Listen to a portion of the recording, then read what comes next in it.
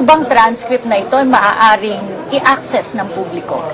As far as we know, hindi siya basta-basta na-access Kasi ito ay records ng Supreme Court, Ito ay para sa kanila lamang, sa mga mahistrado lamang. Pero siguro kung isasampi na sila ng Senate Impeachment Court, pwede. So sa tingin niyo, nakasampi na yata rin yung records nung kaganapan nun sa transcript. So you think po na itong paglalagay ni Justice Sereno dito sa matters na ito, kung paano na-reach yung decision, ay sinadya po niya dahil hindi maaaring i-access ng publiko itong mga transcript? Sa palagay ko, ang pagsasabing ito ni Justice Sereno ay isa lamang sa mga dahilan niya kung bakit niya sinasabi na ayaw niyang sumang-ayon sa pag-issue ng TRO dito sa whole departure, sa watchlist order ng DOJ. So, yun lang. Sinasalamin niya lang kung ano yung tingin niya, bakit hindi siya pumapayag. May legal standing ba or yung contribution ng witness ngayon bilang Secretary de Lima, ano yung weight na mabibigay niya? Siguro ang weight lamang na mabibigay niya, isang testimonya bilang isang taong apektado doon sa TRO na inisyu ng Supreme Court. Dahil tandaan natin, siya ay party, ang DOJ ay party dito sa kasong ito. Kaya yun lang yung kanyang partisipasyon dito sa isyong ito. Kahapon ay may na-interview kami isa sa mga tagapagsalita ng prosekusyon at sinasabi niya na ito daw testimonya ni Secretary de Lima can stand on its own and is strong to prove Article 7. Do you believe the same? Kung ito ay magiging stand up, if that argument can stand on its own, maaari siguro, Pero yun nga yung sinasabi natin, it's treading on the dangerous ground of hearsay. Kasi hindi mo naman maaaring sabihin na ito ang buong katotohanan na ang basihan mo ay report ng isang tao. Okay. Ngunit sa pagkakataong ito ay report ng Supreme Court. Ito ay desisyon ng Supreme Court. Ang dissenting opinion, bagamat dissenting, ay parte pa rin ng desisyon ng Supreme Court. So sa palagay ko, kung ang grounds nila ay sa ibang bagay, tungkol siguro hindi lamang sa collegial vote ng Supreme Court, bagkus ay doon sa irregularity na nangyayari, maaari siguro. Pero kung sasabihin mong sala lamang ito ng isang tao, medyo mahirap i-prove ng Article 7 lang. Nakita natin, pwede niyo pong i-clarify kanina nung sinight ni Prosecutor Daza yung exception to the hearsay rule. Nasabi nga niya na kapag official records or entries, hindi na kailangang mag-testify ng isang tao. Ano po yung naging leeway dito at bilang na-lecturean yata ni Senator Mayo? Pero bago niyo po sagutin yan, puntahan muna natin ang briefing ng prosecution. It is categorical that this is not a criminal trial. And that has been our position from day one. Nakita niyo naman, nung tumayo ako doon, ang usapin lang po dito is just the matter of yung karapatan ng public officer to remain in office. So, di ba, nagkaroon nga ho kami ng palitan ng kuro-kuro noon na sabi, meron naman penalty, removal from office. Yes, that's only the penalty attached to it. But after that, kasi pagkatapos po nito, ang usapin lang dito, meron ka ba bang karapatan na hawakan yung office na yan o wala? Pag nawala, tanggal na. Susunod na po yung criminal case doon. Kaya now, napakaganda po yung nangyari para sa amin. Siguro, pandagdag na lang doon sa sinabi po ni Congressman Fariñas, we really look at this as a major victory insofar as the declaration of the court today. When finally the court took a specific stand on a matter that we had been raising from the very beginning, that this is not a criminal proceedings. And we have always objected to, and Congressman Fariñas on the floor has always been objecting to the fact that the decisions as they are being rendered in the past, particularly on excluding certain evidence and the manner by which evidence is presented, partakes of a criminal proceeding, which we said should not. And no less than the Senate President has said on three matters. This is not a criminal proceeding. Secondly, hearsay is actually admissible in impeachment proceedings, which is what we've always been saying. No less than Congressman Fariñas has in fact been arguing that hearsay evidence is actually admissible except for uncorroborated hearsay evidence, meaning yung talagang walang ibang po pwedeng, siguro if you want. More importantly, Miro, sinabi ni Senate President na hindi proof beyond reasonable doubt ang kailangan dito.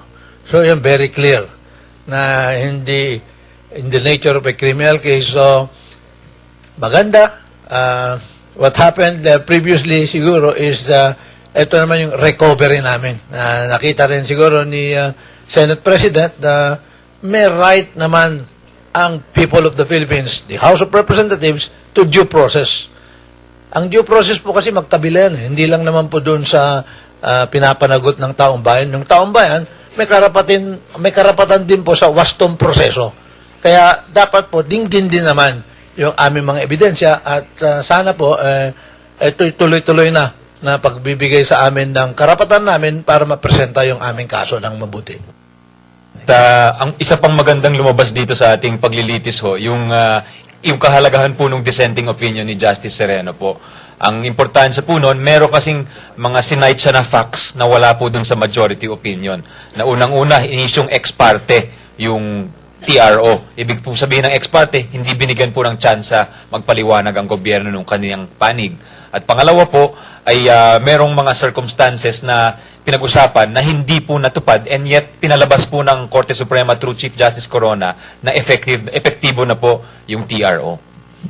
So, ulitin ko lang, tatlong bagay ang tingin namin importante sa sinabi sa 2 minuto lamang na sinabi ni Senate President. That this is not a criminal proceeding and that based on U.S. jurisprudence, which is what we've always been saying, is that the quantum of evidence is not proof beyond reasonable doubt. In fact, it is just any proof which any of the judges are willing to accept to support a verdict of conviction or acquittal. It's entirely up to the senator to make that decision. There is no quantum of evidence that is actually required or set. And lastly is that hearsay is actually admissible in terms of impeachment cases. And very, very lastly, I see that third point on hearsay is that the prosecution today is left with no choice. Sometimes we have to find derivative ways to prove this case because the Supreme Court has made it very, very difficult. Ang Korte Suprema po ay naglagay po ng isang napakabigat na balakid para po natin makuha ang katotohanan. Unang pagkakataon, ang pag-i-issue ng TRO laban doon sa foreign accounts. Hindi po natin mabuksan po yan. Pangalawa pong balakid, yung February 14 ruling of the Supreme Court, nung sinabi po nila na hindi pwede any of the justices, none of the court personnel can go. They cannot even volunteer if they want to voluntarily go. Una, hindi namin irerespeto ang subpoena. Pangalawa, they cannot voluntarily go without the consent of the NBank. So can you imagine? Literally, the Supreme Court has placed a wall around it that makes the truth-seeking impenetrable. Talagang hindi na ho namin mahahanapan ng paraan kung paano po natin may extract ito. So, today's ruling is absolutely welcome and very enlightening for all of us. It's a very, very welcome afternoon for us.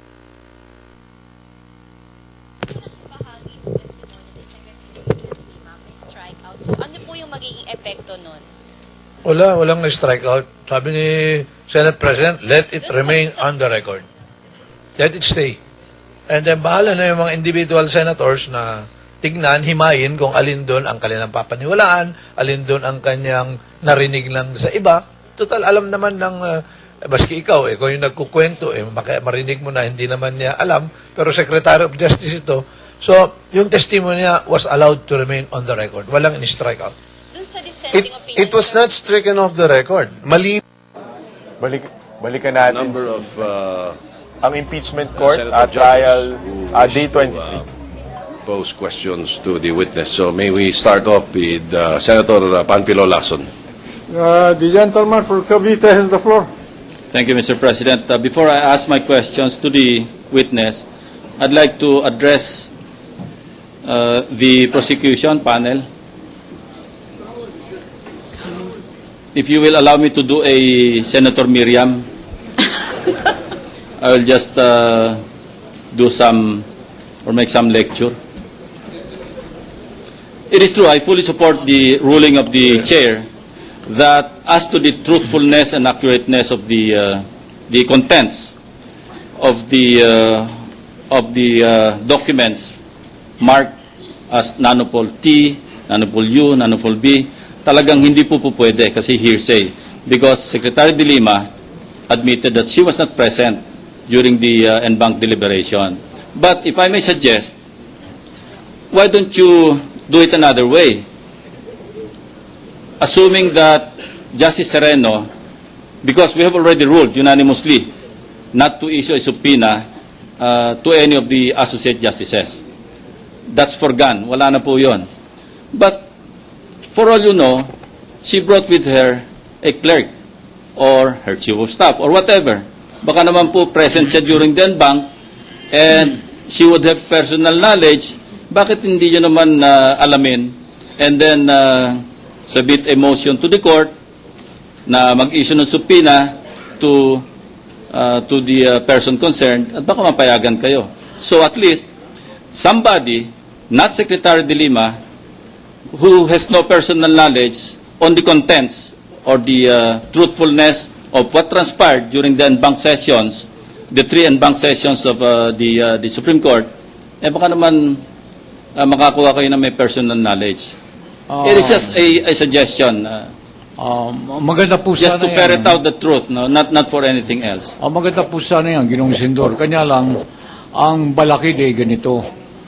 Ang Korte Suprema, noong Valentine's Day, birthday ng ating Pangulo, naglabas ng isang resolusyon na kung saan ipinagbawal ng Korte Suprema na kahit na mayroong subpoena na manggagaling dito sa Senado, sa impeachment court, para sa isang maestrado o isang empleyado ng Korte Suprema na dito'y pumunta upang magbigay ng saysay. Ang sabi doon po sa resolusyon ninyon, may mga bagay na internal, ang tawag ng Korte Suprema internal, na hindi pwedeng ibunyag kahit dito po sa impeachment court. At saklaw po riyan, hindi lamang isang maestrado, kundi ang kanyang mga empleyado. Ngayon, kung ibig o kagustuhan ng isang maestrado na sa kanyang ganang sarili ay pumunta rito at magsaysay, ang sabi po nung resolusyong yon, kailangan humingi ng waiver o clearance kung sa ating pangkaraniwang usapan sa husgado. Kanya hihingi ng waiver yung maestradong yon. Hindi if I po. may, Yeah. we're not there yet po, ano? Assuming that there's a memo issued even to the employees, not just an internal arrangement among the justices of the Supreme Court. Wala pa po tayo doon because it is up to the court, this court, to determine if when we ask questions or you ask and the defense panel will ask their questions, it is up to us to decide whether or not he or she can decline to answer the question. Ginoong Senador, ang aking pong iniisip na talagang may personal knowledge dito is si Justice Sereno. Kanya nga po, yung That's accepted po. Pero for all you know, hindi lang naman si Justice Sereno ang present doon. Baka meron siyang bit-bit na Supreme Court employee, one member of her staff, na pwede yung... saklaw po yung yung sa resolusyon ng Korte Well, Suprema. I'll say it again. Pati mga empleyado, saklaw dun sa I'll say it pagbabawal. again. This is an impeachment court. Sui generis po ito. Ito po supreme din on its own. Ano? Anyway, I'll not belabor the issue. Baka po naman